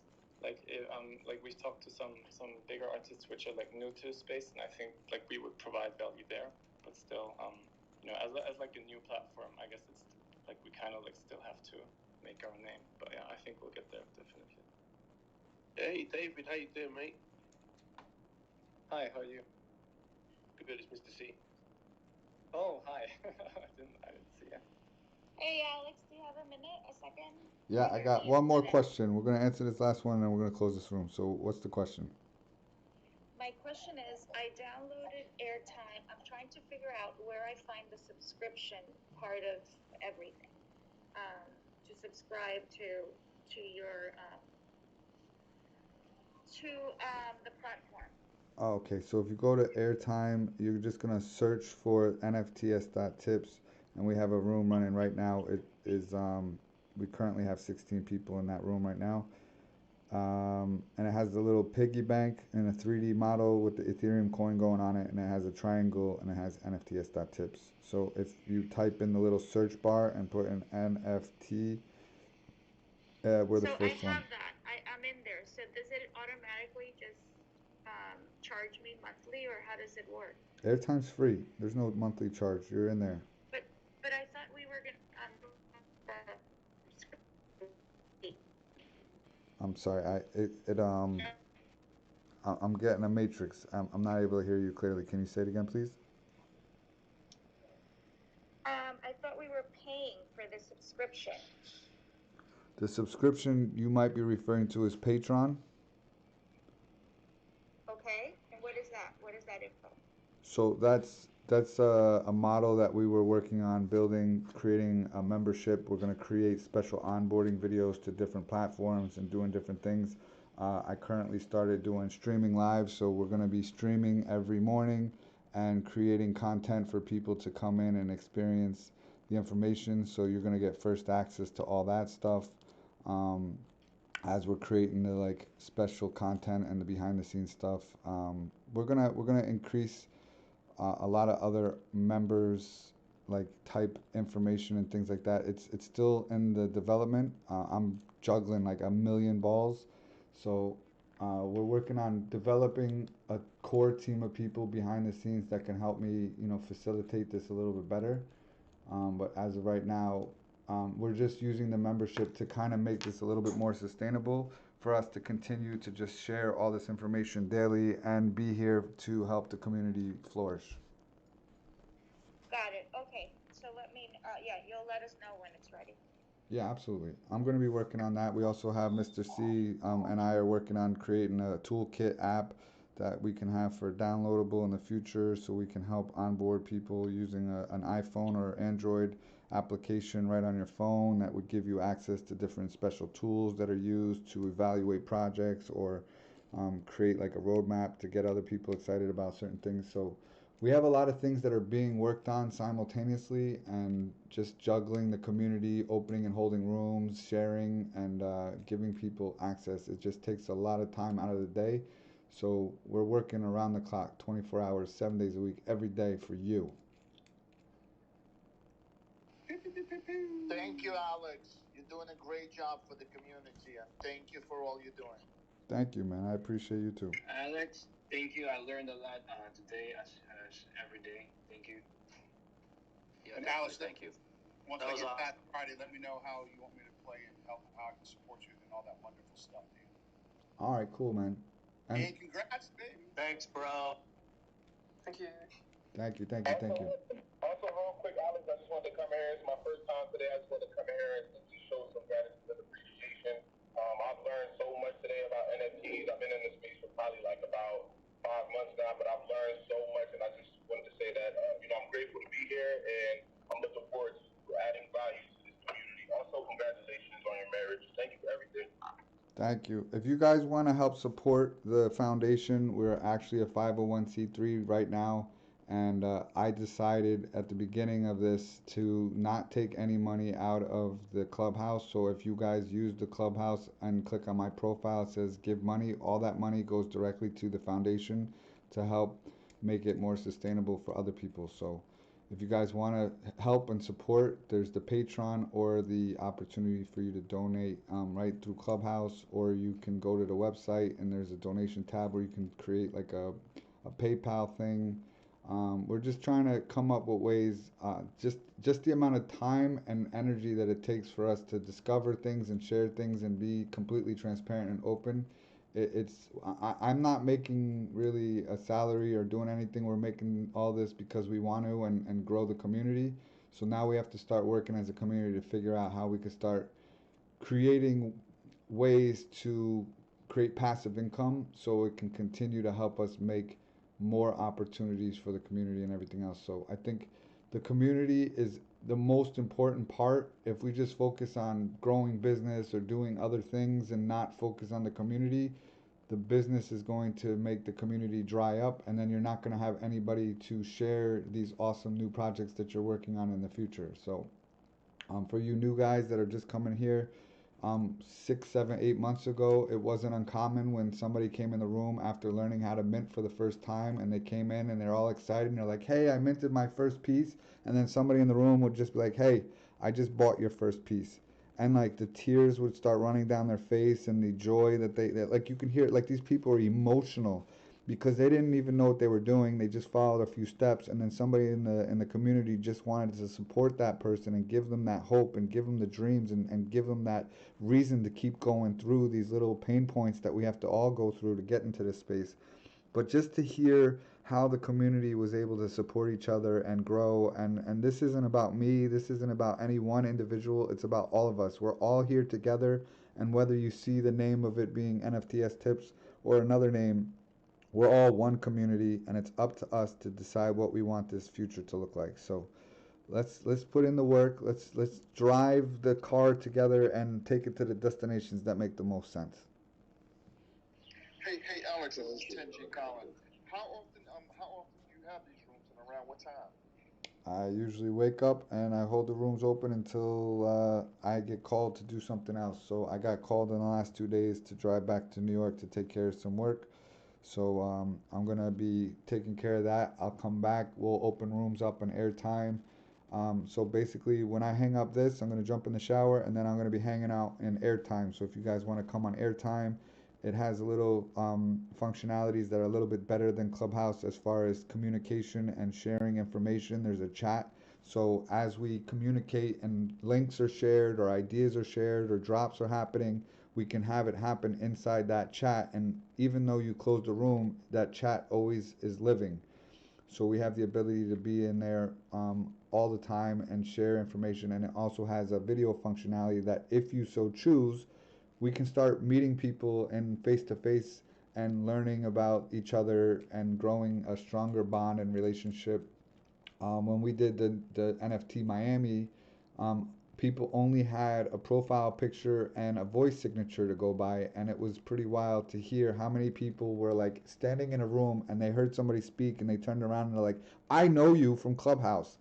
So now we can actually have like face-to-face video chats and things like that if you so choose to participate, or you can just listen and participate like a radio show kind of thing, and you'll be able to be entertained. I have a lot of ideas of where we're going to be taking this community, so we're just taking our baby steps. I want to get more people interested in this space. My goal is to onboard the rest of the world and give them the tools and the resources. So there's a lot of people who learned a little bit and then they went off and tried to create their own, community or their own little rooms and everything else, and that's great. But until the rest of the world is in this space, there's so much untapped potential that's here.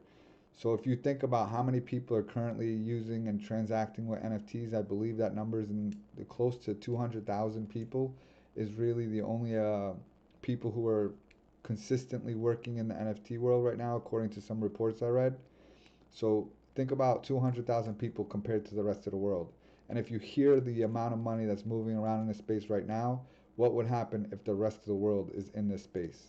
And we did 2 days ago, we went through and I started doing a vetting process of how much traffic some of these platforms are getting from the old world infrastructure and the new world. So comparing OpenSea to Instagram and seeing how much traffic they're getting and what they're doing.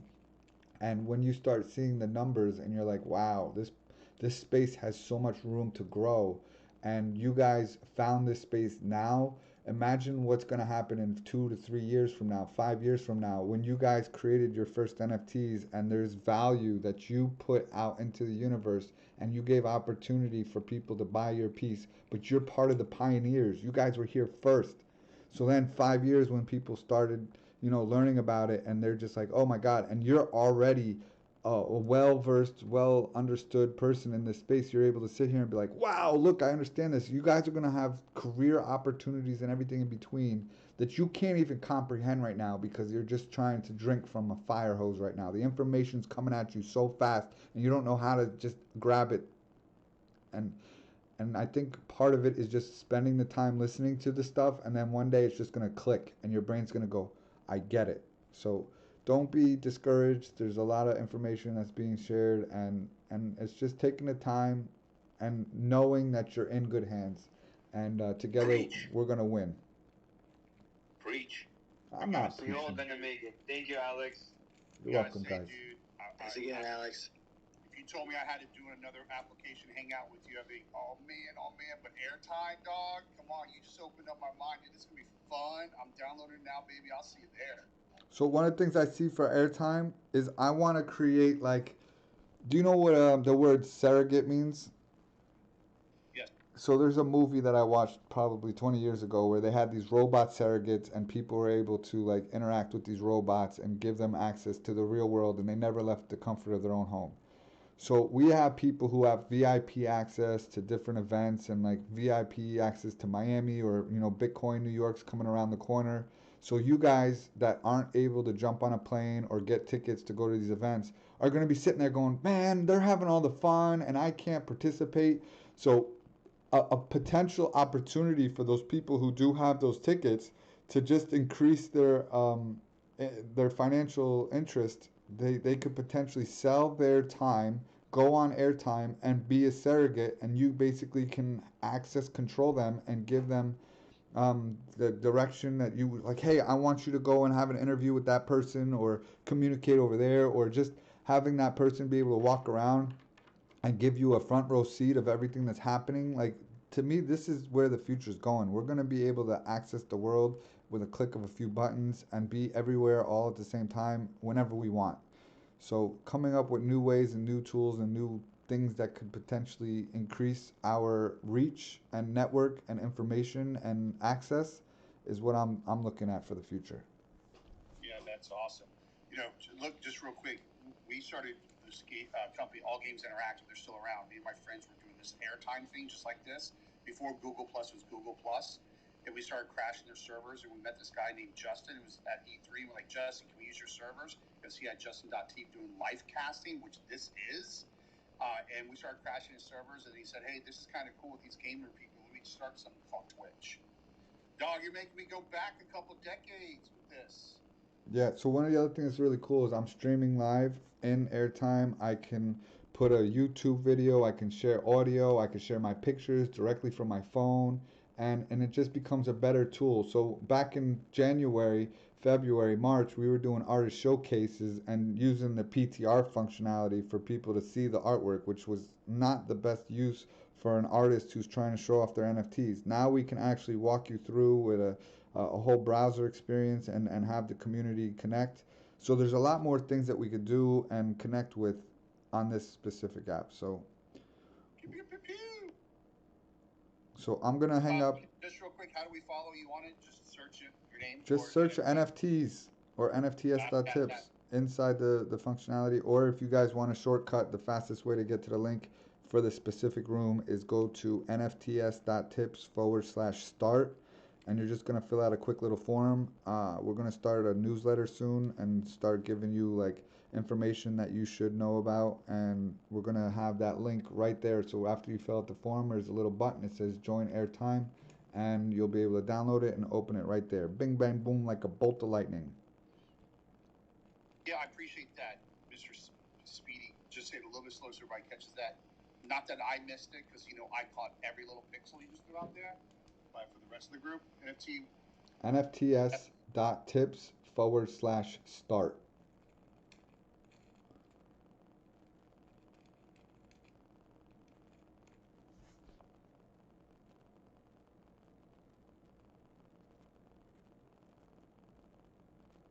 And I'll tell you what we're going to do. There's still quite a few people in here. I have to go, but I'm going to give a few people the power to keep this room open if they so choose, so you guys can have more answers and questions and different things. Let's see who else is in here. What's up, Quasar? Chilling, brother. So where you getting ready to go? I gotta go back to Long Island. I'm gonna put this guy in charge. I'm getting ready to go out of town too, so I'm not gonna be able to stay here very long, but I will be staying here for a little bit. All right. How's everybody doing today? So you guys are in good hands. I'm gonna just mute myself, jump in the shower, and then I'm gonna come back, say my goodbyes, and then I'm gonna jump in the car and go. But I'm gonna hang out in airtime. So if you guys want to continue the conversation and learn more stuff, I'm gonna be in airtime in the next 45 minutes.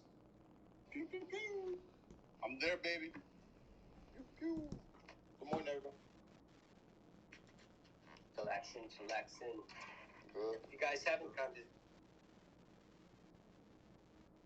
going over there, been learning a lot about so many things. We're covering so many topics, and it's different when you can actually see Alex jamming. You hear him clicking, and you hear all this kind of stuff, and you hear his brain thinking. But when you see Alex actually doing it, kind of gives you confidence. Like, yeah, I could do that too. So we've been talking about a lot of different things. We've been talking about different networks, different use cases, different upcoming projects. So if there's anybody that has any questions about any of those things, this is more popcorn stuff. So just anybody here do voiceover dubbing, like animation dubbing? Alex would be really good at that. There's so many cool voice. You're saying voice work? Yep, voice work.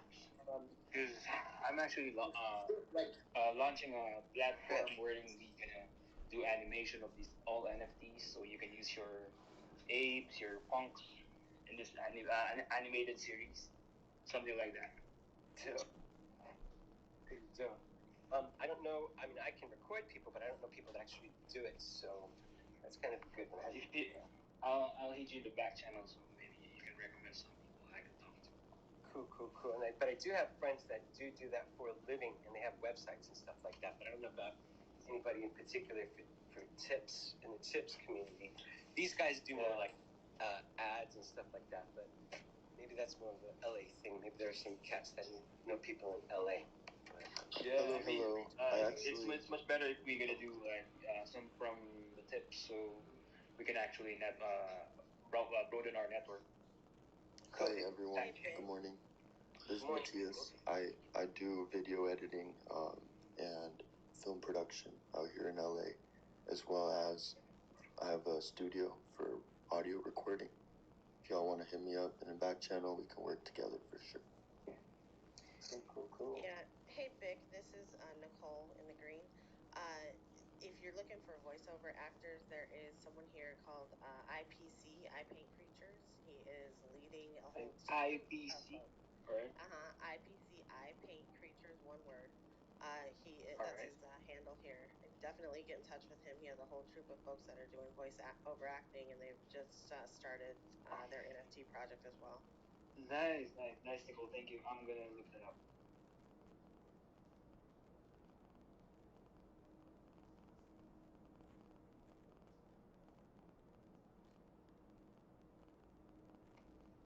See a bunch of friends in the audience. Hope everyone's having a good day today. Stage is open. Just ask. I have a quick question. I've seen throughout the internet so many different ways to mint an NFT. What's the average price? Like, I can be creative, but what's the average price to get an NFT up on the market? Like, is it $5? Is it $10? What's an average price? It actually really depends on how much you want to pay for something. some artists give it a price their art like 1 ETH, like 0.01, 0.04. It really depends. So the higher your item, the more fee you have to pay. Something like that for the gas fee. Right, to be able to upload your NFT to a digital, like, so it actually becomes an NFT. So I can kind of help with that one. There are different ways that you can mint, and different platforms and different networks. So depending on the platform, depending on the network, and depending on the token. So each of those factors add up to USD, right?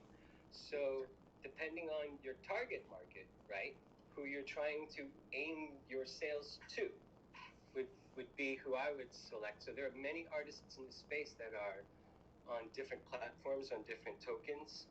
One of the cats is getting ready to go explore all of them is Brother Low. If you guys know who Low is, Low Sleazy, you gotta follow Low. He's getting ready. He just announced he's getting ready to do a CPC, I think he called it, cross-platform something. I forgot. But check out Low, and Low's getting ready to drop an NFT, I think, this week. But to explore the different networks and the different tokens, basically each one, depending on, again, what I was saying, who your target market is. So there are projects that are trying to sell a ton of different generative avatars or PFPs, the profile pictures, right? So those ones are going to be a lower price, right? Because they have a high amount, they have a lot of, they're selling a lot of them, basically. So high volume, low price, right? But if you have a low volume, that's where you see the higher price. So depending on, again, it depends on the artwork in particular, or the use case in particular. So I hope that kind of helps. It does. Thank you so much. You really started off very clearly. So to add on to that, to make it clear, even clearer, I would completely take my time. There is no rush to get something up, right? Like that's the very, very, very first thing I'll tell everybody in the room is just, guys, completely take your time. You're exactly in the right spot at the right time, right? Just learn the vernacular. Learn everything that we're talking about. Try to understand what we're talking about before you actually start doing it. Like before you started driving, right? You just didn't get behind the wheel, even though you kind of understood it. It was better to learn the rules and then the safety of others and yourself and all that kind of stuff, right? Before you actually got behind the wheel. And then before you actually got behind the wheel, somebody sat with you and was like, yo, this is how you got to do this and don't do that. No, watch over there. And that's what these rooms are for. And the tips community, if you guys haven't yet, please look at the top left. You see that little green house at the top. I was just like you guys, beginning of March, April. Didn't know anybody, didn't know left from right, didn't know N from F from T. And I saw this room and I hit that little green house and my life changed. I started listening to Alexander every second I could and just tried to absorb as much as I could. The very first thing I did after I started listening to Alexander was I wrote down everything, like everything, and just writing these stuff down helps you kind of remember what you wrote down and these things and these little websites that you hear and these little tidbits that this dude said or that dude said, and then you start to make friends in here, and that's the other part. So I see a bunch of new people in the bottom. If this is your first time in Clubhouse, please hit the raise sign and come up to the stage and say hi. That's the very first thing you need to do, is just get out of your little shadow of yourself. That's what I had. This is what I had to do. I had to get out of my own shadow so that I could show everybody who I am. Even though I hide behind a helmet, if you guys have seen me have a helmet, in these spaces you get to show yourself. So NFTs.tips is a bunch of friends helping friends. That's what we are here. So if you guys have any questions, you're amongst friends, stage is open. Don't be afraid to ask. I mean, people here are willing to help anyone. And here we are all here to learn about NFTs. That's the goal. Hi guys. Yeah, go ahead. Oh, please. Hi guys. So hi guys, this is Peter, and I don't have a question, but I just offer some encouragement. First off, I just want to big up Alex Zandria for this amazing space and room. It's absolutely been mind-changing for me. I've literally been on Clubhouse, I'd say probably for approximately maybe less than 3 months, but I've gone in several rooms. I work in tech. I've worked in tech for the longest of times. So this is really close to my heart, this whole NFT stuff. And I know that some of the vernacular can throw people off. It threw me off. And I just want to offer some encouragement because I think Alex's room on this particular subject and what he is doing is absolutely amazing. Information sometimes is better than money itself. But I've learned so much. I'm just going to offer my take. And also a big shout out to Mr. C if he's still in the room as well. But I'll just offer my take that I've learned so much about a MetaMask, OpenSea, Polygon, Soul Art, the other platform where you can sell, and Soulsea. Sorry, bad apologies, bad pronunciation. And also, no worries, and also I've learned about gas fees. Someone just mentioned about how much to sell something for gas fees. Learning about how important that is. NFT drops. Learning about the Time website where everything gets dropped and then sold. So I totally agree. Learn the vernacular. Take your time, right?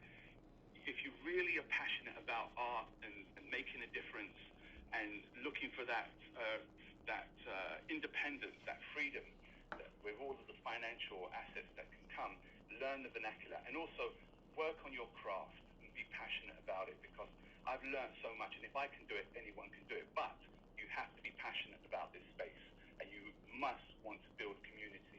So that's my take. And that's it. And then also one amazing thing that Alex mentioned as well is this sandbox. Just Google sandbox and check that out. That is fascinating as well. So I feel like a day in this NFT world is like a year. Literally, if you miss a couple of days, we are speeding so fast. I agree with that technology. Yeah. So I'm telling you something, right? If you're passionate about breathing and seeing a new day, see each day as an opportunity to grow and learn something about this. Because if only 200,000 people are working in this space, can you imagine what it's going to be like in 2 years? We are in an amazing time. So literally get passionate about this and believe that you can achieve something.